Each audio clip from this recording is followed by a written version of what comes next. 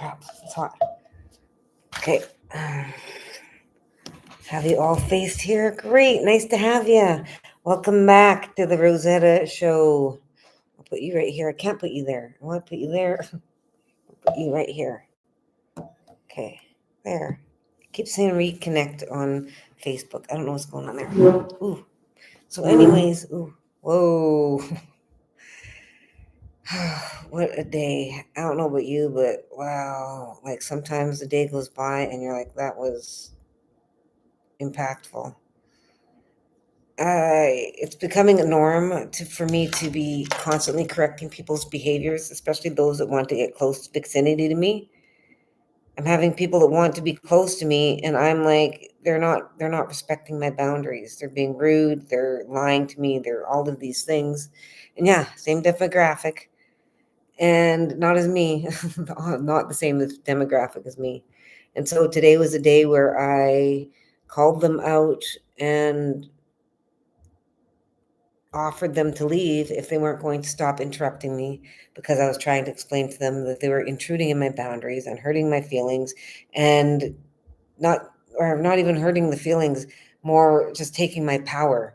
And she had an attitude the whole time. She never apologized, wouldn't acknowledge anything that she'd done. She was deflecting, trying to blame me, trying to just argue, and would not let me get a single sentence in without interrupting and continuing on their rant, and then ask me questions while with an attitude. And then when she stopped, and she'd go like this, like really attitude and immature. And so then I'd start to answer her question, and she cut me off instantly, like probably three words in, four max, and she'd be at it again. And so this took well over an hour of me trying to tell her to stop, and then her saying that she's got ADHD. And I said, stop it. I said, so you're just trying to justify your behavior and you're making excuses for it. Doesn't matter what your excuse is. There's no need for negative behavior or abuse of people. And I'm not going to take it. And so today was momentous, because as she sat there and then pretended to start to cry at one point, and I said, do not cry. I said, I'm the one who you are being rude to, and I'm telling you how I feel, and you're cutting me off and deflecting and not listening or anything. And so does that tell me that you actually care about me? And so it was a lot of her. It was amazing for me and amazing for her, because I told her to not take it personally as an attack, but take it as you owe me a thank you, because I'm showing you the areas that you really need to work on. I said, because you're immature. And she laughed. I said, we're both immature, but you're immature in communication skills, because you have it your way, and then you cut it off. You don't let anyone say anything. So make everyone tell you, or you make everyone allow you to tell your side or your argument, and then you shut us down and block us. That's it. So it's what you're doing is you're intruding your opinion and then sealing it so that's the only opinion anyone can have. I told her that this is power. It's a power struggle. She goes, oh yeah, that's a power struggle. I said, yeah, it's a power struggle of someone that's intruding in someone's power that isn't theirs.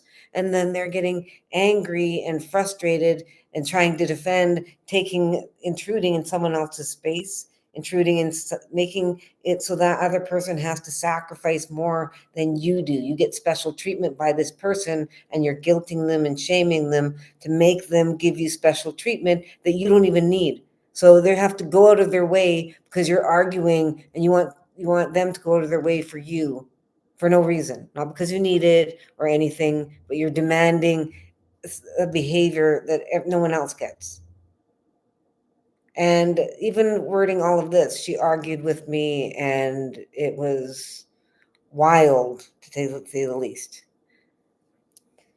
And so I am extremely powerful to be in the same room as people when they do these things to me, and I do not explode. Because if anyone else had to deal with people like that, they would destroy them instantly, because you're only hearing a tiny bit. And I explained to her, I said, you're a narcissist.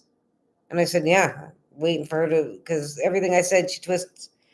So what's happening here, though, is that we've had a narcissist taking prey over somebody. And I explained that it is malicious. Malicious, manipulative.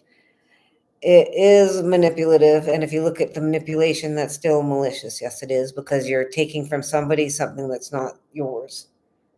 It's theirs, and it's their power. So when you're lying to someone to get special treatment, you're taking away their power. You're making them go out of their way and giving you time and energy on something you don't even deserve or entitled to for no reason at all. So you're taking someone's power, manipulating them. That's manipulating. But she didn't want to hear any of it. She was she got, and it's frustrating. It's frustrating because we're women and we're supposed to be getting along, and then you got people like this that are using and abusing. And I even said that. So I said, and my life is hard. She goes, yes, I know your life. I'm asking you because if you know my life, then why are you doing things to make me feel worse about myself? Why are you adding heavier burdens to me? Did she apologize for that? What do you think? Do you think she did? No, she didn't. And then at one point she goes, because then I even said that. I said, and what's really upsetting is that you want to keep coming and spending time in my home.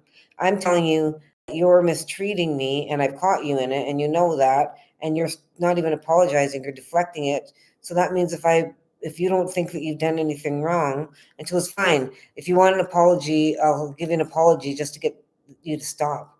I said, exactly. That's exactly my point. That you will not even see any responsibility in your behavior, and you're treating me badly. And then when I'm trying to express myself, you cut me off immediately. So I can't even express anything, not a full sentence. And then she made more excuses and said, this is how I am. Well, sorry, then you can't be that way around me because I'm not accepting it anymore. So, and then she goes, well, I can't promise. I didn't say a promise, but say that you're not, like, you can not do the things that you've been doing. She goes, I can't say I'm not gonna. Yeah, you can. How old are you? These are the people that I have to deal with that try to get close and then they hurt me on purpose. And she can't, that's another thing. She said, it wasn't on purpose. Yeah, because it happened 3 different times, 2 different days. So that means that they knew what they were doing and they repeated it.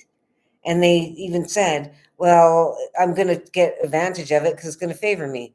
Exactly. So you just said that it's going to favor you. So even though no one else gets these special privileges, you're trying to make me feel bad on more than one occasion, 3 different occasions, not getting me a sentence in, telling me not to me to defend myself, to tell you why you should not get special treatment. And it's taking time and energy. Like, wow, it hurts. And what I mean by it hurts is that I'm letting people, because they're physically infringing on my power. Do I have the right to not allow people to infringe on my power? Yes. Do I have the right to enforce my boundaries at any given moment of any day? Yes. Am I allowed to change my boundaries at any given moment and make them more stricter? Yes. Because people are always going to be trying to get close enough that they can hurt you by using you and taking your energy and forcing you to do things to cater to them. That's what it is. Lying to force someone because you're manipulating them. You're lying to manipulate them into a different behavior than if you didn't lie and you told the truth. So lying is getting a different behavior out of them, and that behavior is benefiting you. So that's manipulation.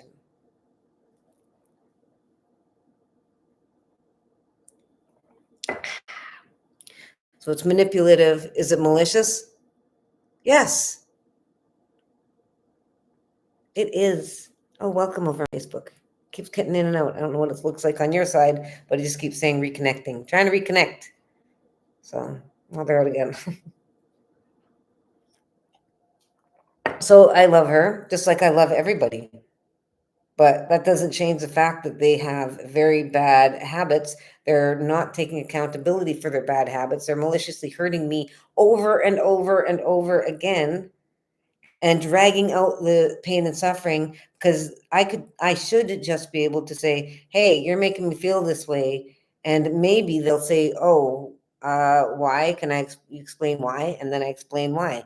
And they let me say everything. And then they say, oh, okay, this is what I can work with or whatever. That's how it should go. But no, as soon as I say I got a problem, then she starts freaking out. Doesn't let me finish the sentence. Anything I say, she twists it immediately, over and over and over. And it took forever for us to get one little point out. And that was because she dragged it out and she was attacking me with her words all of the time, because that's what it is. It's an attack. When you're not letting anyone say anything and you're lambasting them with your opinion and your belief system, and then you're asking them questions but not letting them answer repeatedly, ongoing, that's abusive. That's emotional abuse. It's a manipulation tactic to take power and destroy them minimally, because you get to take up all the room in this room. You got to take it up with your opinion. So that's your power expanding, and then you seal it, and then you get mad at them. So now they can't say anything. So that's what's happening. I explained that to her, and she knows what's going on. She's not an idiot, and she thinks I'm an idiot.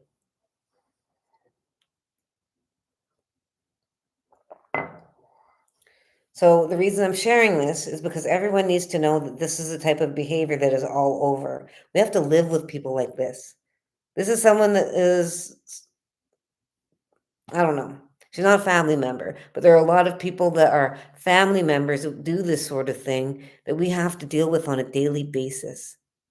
So it's very, this is why I'm sharing it, because the more that you understand how narcissistic abusers work, the more you're going to be able to navigate your life around these predators and call them out like I am. You have to be brave and courageous, and they're going to do everything in their power, like she did, to distract from taking accountability and making changes, because they've taken power. They want power. They want you to cater to them, and they want it that to be it. Don't argue with me. I don't want to hear anything you say, because this is how it's going to be. And that means that they're trying to impede in your energy. So when you think of that, this is what everyone around us is trying to do that's narcissists. They're trying to shrink us and walk around confident like they're the king, and we have to be like the scared dog. That's, if you have a whole bunch of dogs, the alpha is the one that walks around and everyone's scared of, and then the really submissive one's going to be hiding in the corner and avoiding everybody because they're not going to want any conflict. That's what happens in humans too. We get abused so much that we don't want to be around everybody. We're trying to hide, we escape. And it's predictable and reasonable for someone that is segregated and assimilated and used by everyone in that color maliciously, that eventually they're going to try to find somewhere to run away and escape, because they have no family or relatives. And if everyone in the whole world is being mean, why would they want to stay around the people that are being mean to them? They wouldn't, because they don't have any family members that are being nice. They have nothing. So even when you have family and and they're a-holes, you still have moments where you have fun and everything else, and you're still connected energetically. If you're plucked from your ethnicity and you're with a different color, the healthy people of that color are going to be living their life enjoying it. The unhealthy ones are going to go, oh, what do we can benefit from this one, really get look after it and get paid, or we can, use them and abuse them. There's always a benefit for the ones that engage with the people in poverty. So we need to acknowledge this. Sorry.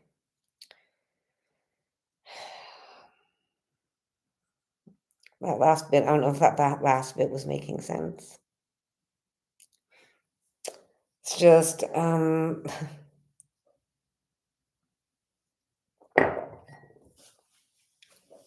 have lip chap.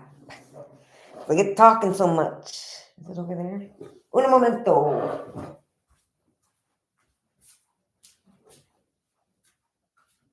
Darn it.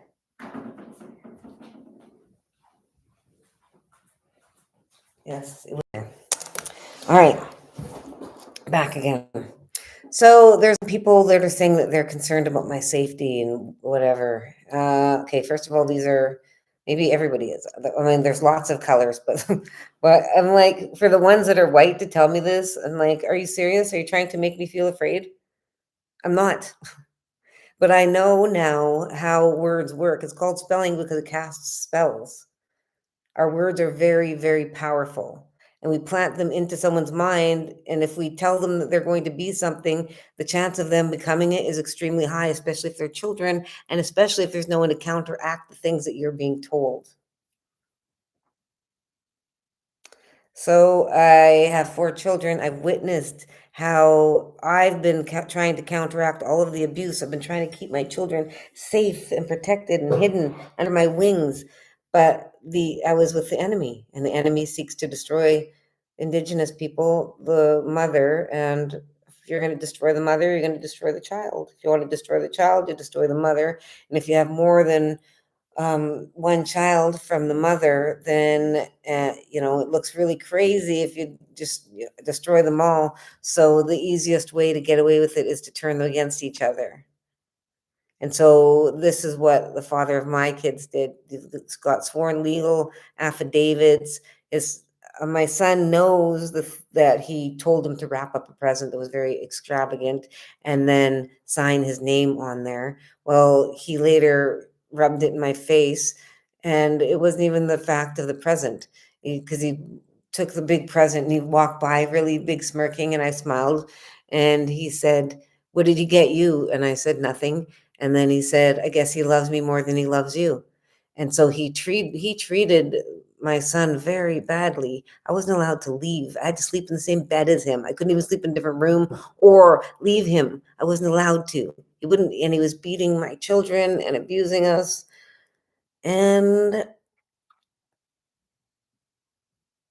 I used to pray every day just for my life to be over, because I didn't want to be in the existence that I had, because I didn't pick it. It wasn't fair. I had no chance. There was nothing good. I couldn't even enjoy my children, and then my children turned against me. And now that I'm older and away from the sickness, because you can't heal in the place that you're being made sick. So if you're living with a narcissistic abuser, you're not going to get better, because they're destroying you while you're with them. So it's, if you're lucky enough to escape their grasp, it doesn't even happen immediately. It takes a long time, because you have to relax and feel safe before you can even get to the point of healing. In addition, if you're using alcohol and drugs or any numbing things like that, it's going to impede your ability to heal. But I was away from him enough, all of the abusers, because everywhere I looked in Fort McMurray, and there were places that reminded me of the abuse that I had to endure at the hands of others because of my skin color, because they would make it about racial color. They would say, "This is why we're doing it," and call me racial slurs. If it wasn't racially motivated, then they wouldn't be saying the racial slurs, would they? So that right there. And then you got all of these abusers that say, "She's crazy, she's a liar," and everything, and saying all these lies about me. But the truth is, I have all the truth about them. And I've already said some of the things, not even all of them. And I can destroy these people. And the more that they lie about me, do you think that spirit does not hear them? God is real. Spirit is listening and witnessing all of the things that you're doing, conniving behind the backs of those that are doing God's work, those that are innocent. God is watching. There's a reason so many people talk about God or Allah or Jehovah, all of these beings that are spiritual are existing. That means that they're watching us. So if you screwed up, do not think I'm going to go out with a bang, because you don't want to do that. You want to minimize your pain and suffering. You're not going to want to have your pain and suffering. And it is your pain and suffering. So you have the ability to reverse all of the stuff, but you need to do it. You need to do it now.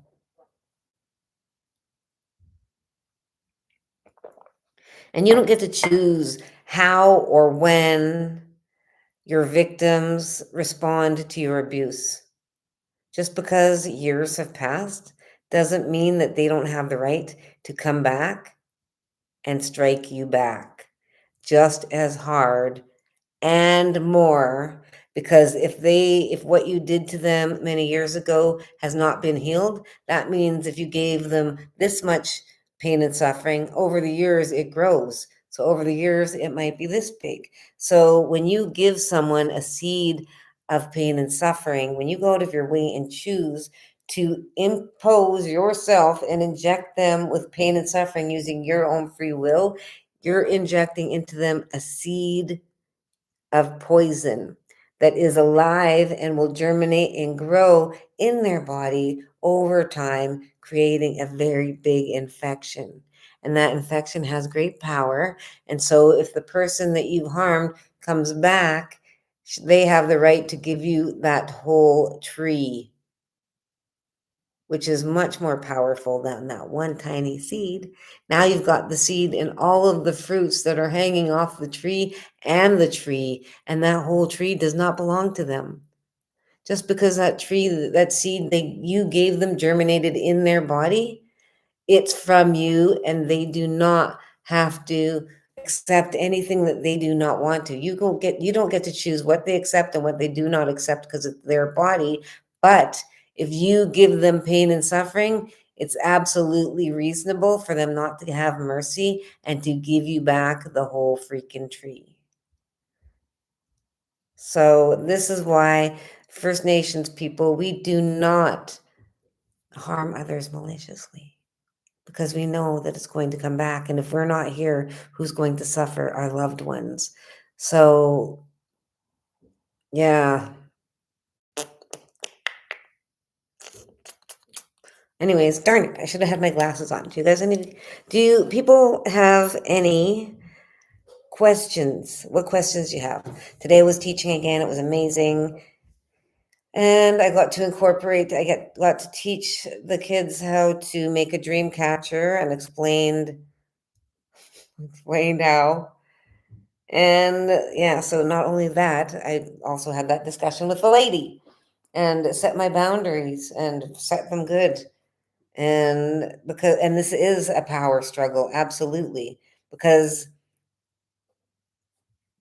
when you get two people together, there's only one way that you can do something. If you're doing it together, then there's only one way you can do it. You can either do it the way that the person did it before, or you do it, or a blend of the two. But if this is someone that's coming and they're wanting to invade in your privacy, and they're like, well, I'm going to come build your house with you. What if you didn't invite them? If you did not invite them, then are they entitled to come in and make changes? But even if they did invite you to come and work with them for a day building the house that they planned, does that mean that that person now gets to make the decisions about how the house is made?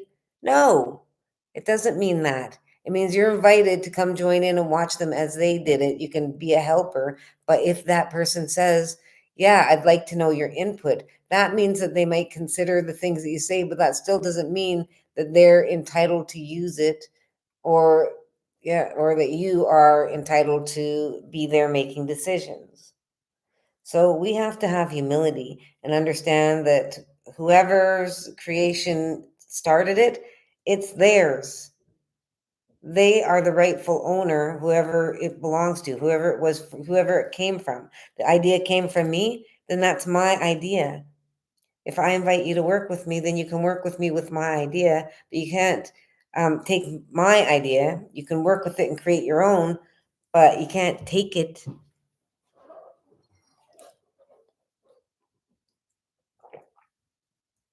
Hello, Eliza. It's a cool name. Eliza. That reminds me of the song. There's a hole in my bucket, dear Eliza, dear Eliza. Wait, is that how it goes? Is your name the name that's a cool name? Kaiser. That reminds me too, Kaiser. That name was off of a movie that was really good. I think that was one with Edward Norton, and the guy's name was Kaiser something. And he pretended that he had a stutter and pretended that he had a bum leg, and turned out that he was the bad guy. What the heck was the name of that movie? It was a really good one.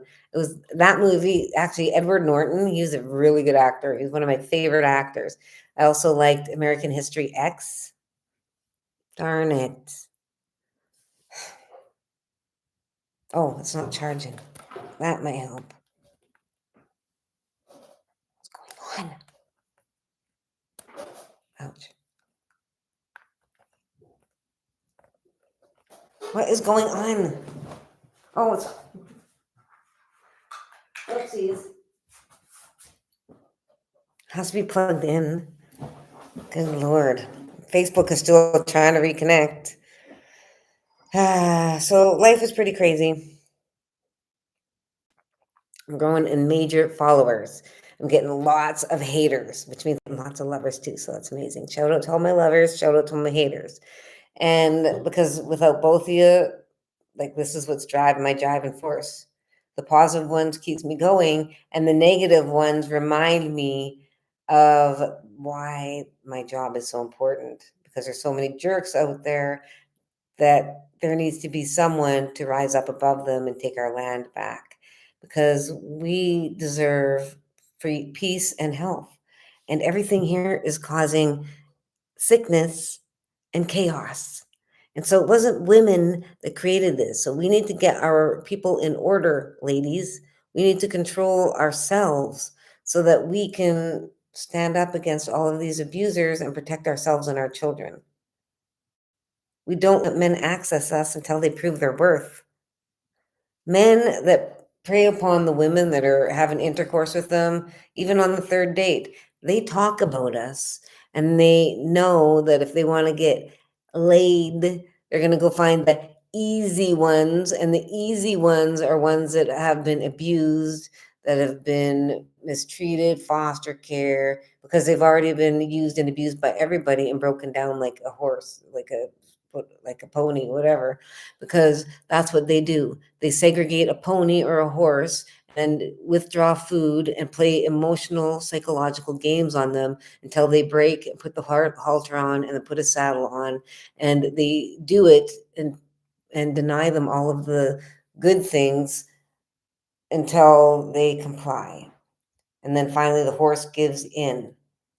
And for that duration of training them and breaking the horse, they hope that they don't get hurt, but it's not unreasonable to know that you could be hurt very dangerously if you don't know what you're doing when you're breaking a horse, which means making a slave, because those same tactics are used upon First Nations people.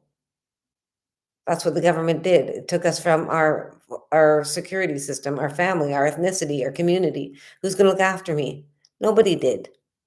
They used me and abused me, and none of the people on this colonizer side helped.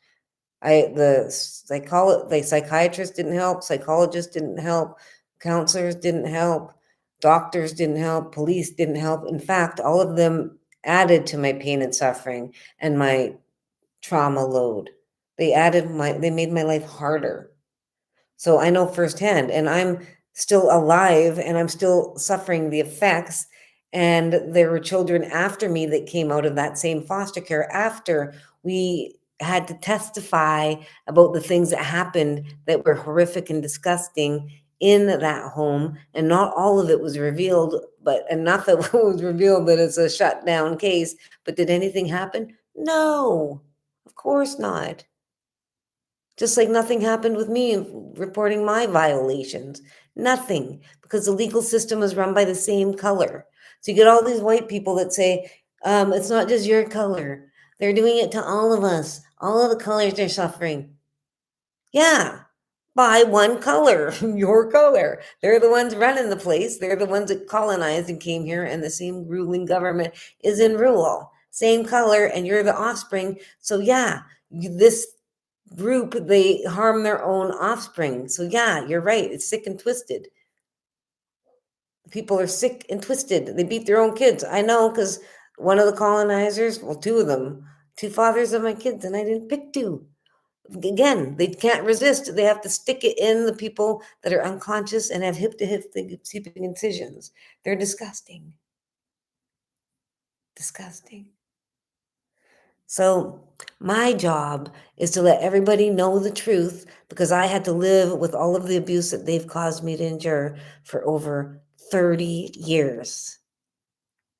So I'm making sure that they're going to have 30 years and more of not wanting to live, of not trusting people, of living in fear, of all of it, the self-loathing and having, except this time they're going to have a little bit of extra pressure because everyone's going to know the truth. Because what they did is they told everyone that I was the problem. Are you serious? You're all living your white lives, acting like you're kings and queens and live in trailers. Seriously. And then you tried to make me feel bad for not wanting to be around him. He's disgusting. As if someone violated you, as if you'd want to be around them. It's disgusting. And you all knew what he did and you all mistreated me in addition, anyways. It's gross. And Mark is disgusting. And this is in all of the ways that they spoke to me and, you know, did all the things that they did to me.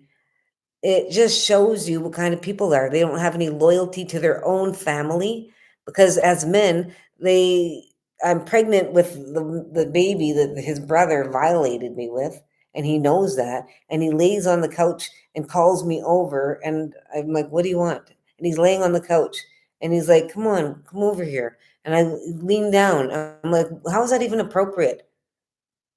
And then he proceeds to ask me why we haven't F-worded. And starts talking to me very degradingly, like we should have. We're both good looking and we could have a lot of fun. And I'm looking at him disgusted while his brother has violated me and he knows this and I'm pregnant with him. In addition, it's like, how messed up is that? How degrading is that to me? So then the next time I saw him when I was out at a bar, he came in and tried to introduce me to some cousin or something, and he's like, "Hey," and I just looked at him disgusting, and I said, "How come we haven't F-worded?" And he was like, how could I say that? It's so offensive for me to ask the brother of the person I'm no, and then and in front of his cousin. Now, what do you think they went home? He probably went home and said, "She's crazy," and blamed me. But the truth is, I was repeating exactly what he said the last time I saw him. He's sick. He's twisted. They're gross. Their whole family is disgusting. Is it really surprising?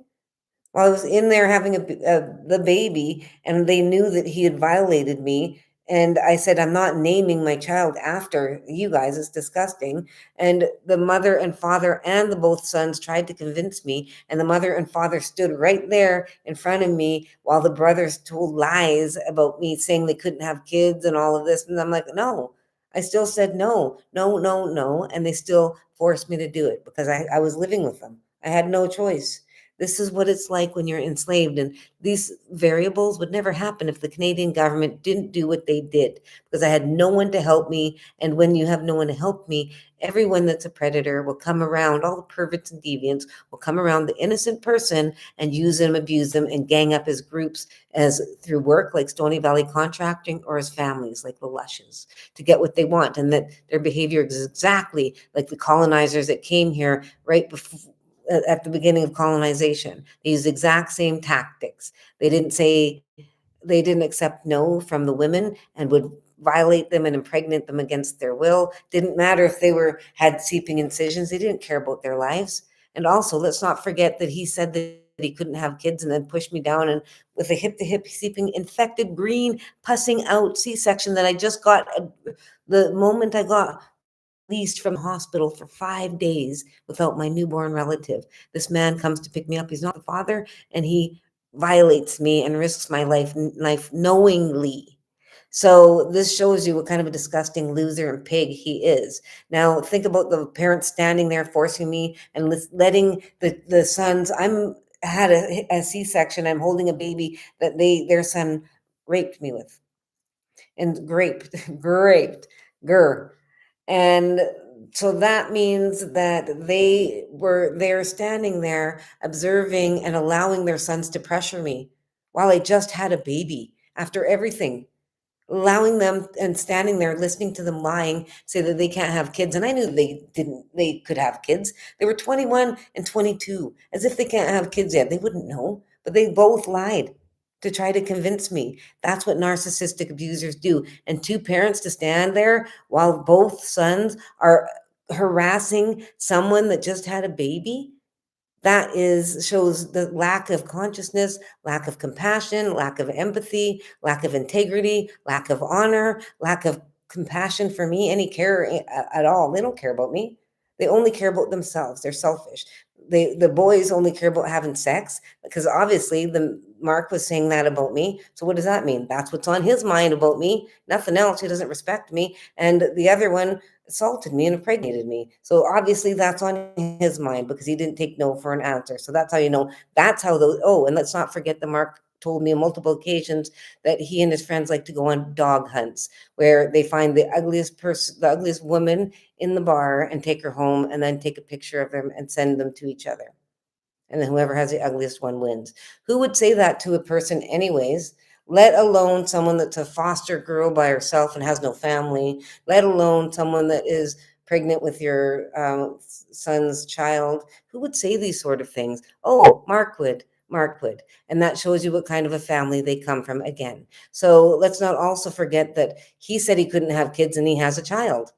And let's not forget that Dwayne said that he couldn't have kids. He risked my life and impregnated me when he assaulted me. In addition, immediately after, he got the daughter of his boss pregnant, and she had the baby. So that shows you how much a liar they both are. And both parents stood by there and allowed both sons to lie through their teeth. And there's the proof right there of what kind. And you expect me to have loyalty for them?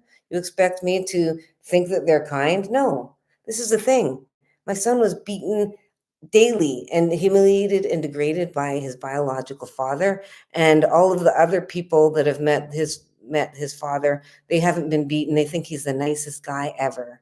So how do you think that makes my son feel, knowing that everyone thinks that he's such a great guy and he's beaten him to a pulp and called him all these degrading and dehumanizing names and things that destroyed his life? It's not very good, and that just shows you that this happens all the time. The Lushes, the whole family, is poison, and they have all blamed me.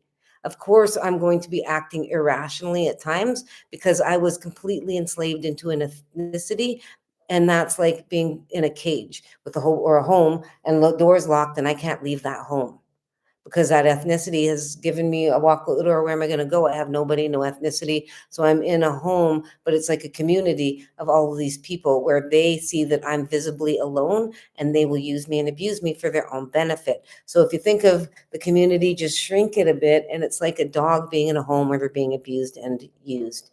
That dog is going to be afraid of everybody. They're going to try to be normal, but when they can, they're going to escape. If everyone's being mean, they're eventually going to distance themselves.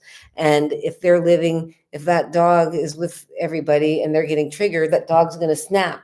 And then people are going to go, oh, never mind that dog. It's got issues. But no one's talking about what caused the dog to do that. Dogs don't get like that for no reason. Someone is abusing them. And so if you have a human and they're progressively getting worse, then that is most likely they're living in the home with someone who is destroying them. And also, if you have multiple people in a home and that they're decreasing in mental health, then it's most likely there's someone poisonous in that home. So the thing is, the majority of people that are mentally unwell, they're the narcissistic abusers that hold it together and are causing all of the damage, and they're causing the damage, causing the mental illnesses in other people, but they're doing it maliciously. So there's two types, the narcissistic and the empaths. So, yeah, I don't know what your thoughts are on that. Darn it. I was trying to read all the messages, but I forgot. I just getting fired up there like a phone.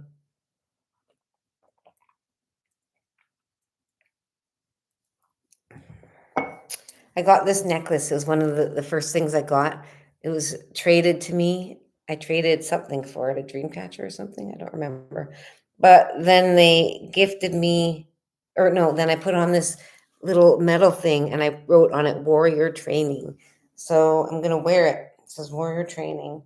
I'm going to put black on the letters so it looks cooler when I do my markets for warrior training. This is a reminder if you're interested in a book for healing the womb about patriarchal abuse, or reconnecting with your Indigenous history, culture after segregation, assimilation, or just because of not having a connection with your Indigenous culture, as well as, I don't know what the other one was.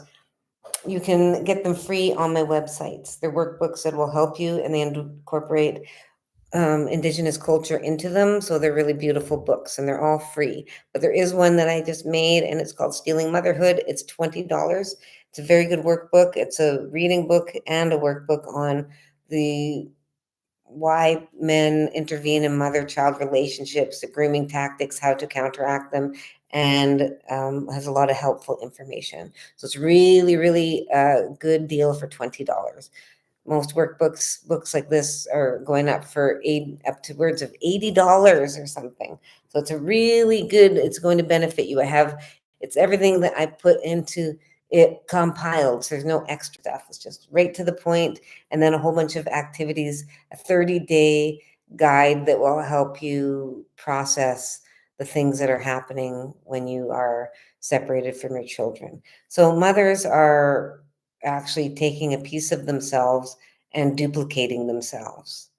That's what it is when they have a child. So that child is made of the same composition of the mother and is connected to themselves with the same piece of living blood and flesh.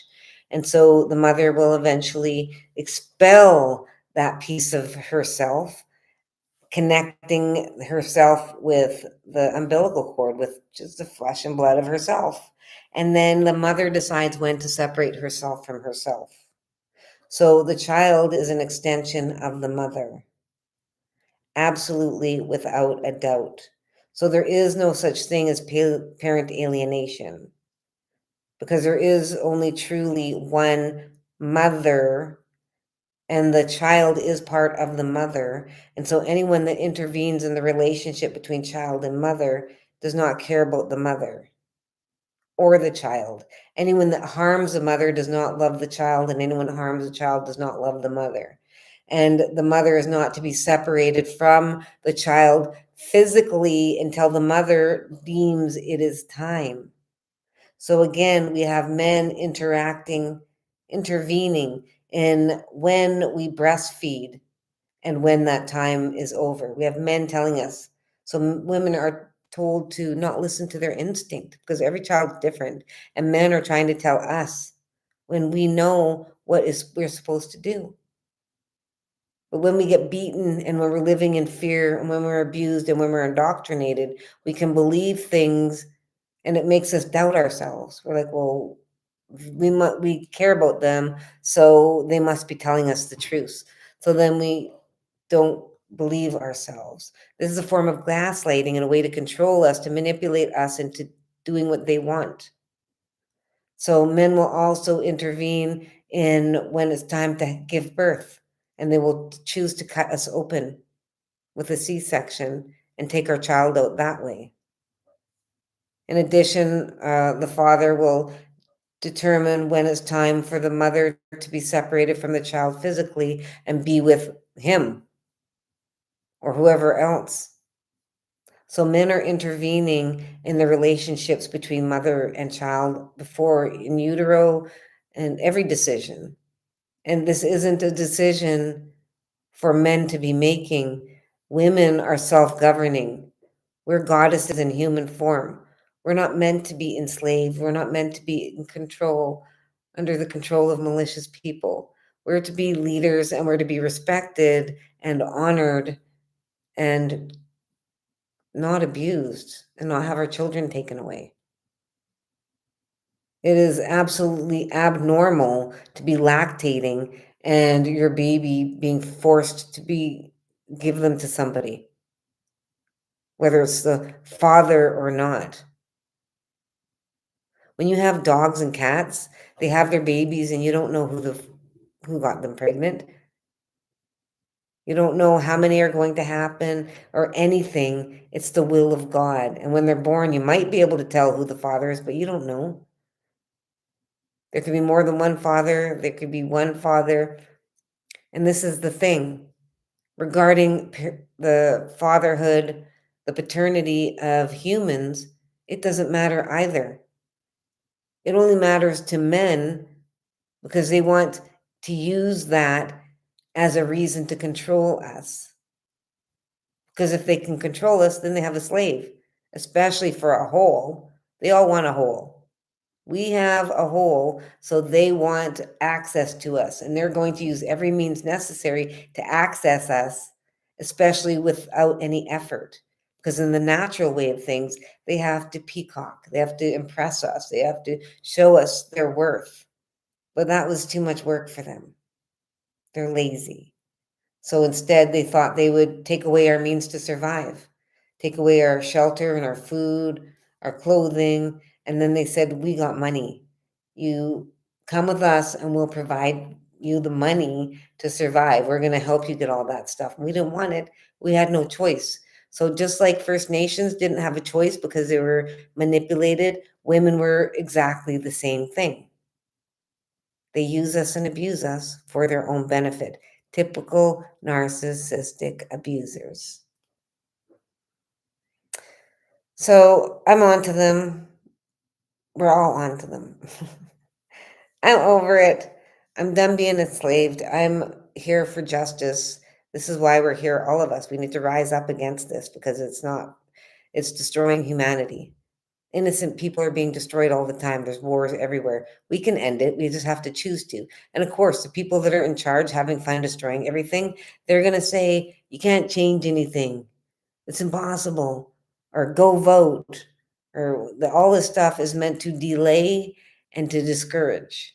That's what they're going to do. Because if they can discourage us or delay us, then it continues. So we have to tell them, no, we're stopping now. And so that's what we're doing. We're getting louder and louder and louder. And the louder we get, the more they scurry away because they know that we're stronger. Every day we gain strength. Every day we gather. Every day we become more powerful and we're reclaiming our land. This is why the voice is the biggest threat to the darkness. They're relying on us to be afraid. We're not controllable if we're fearless. So this is your reminder that you have nothing to be afraid of. You're here to make a great change, and you have to do it with courage. Okay, you should probably go. I love you. Love you very much. And I'll see you at Manana. That means tomorrow.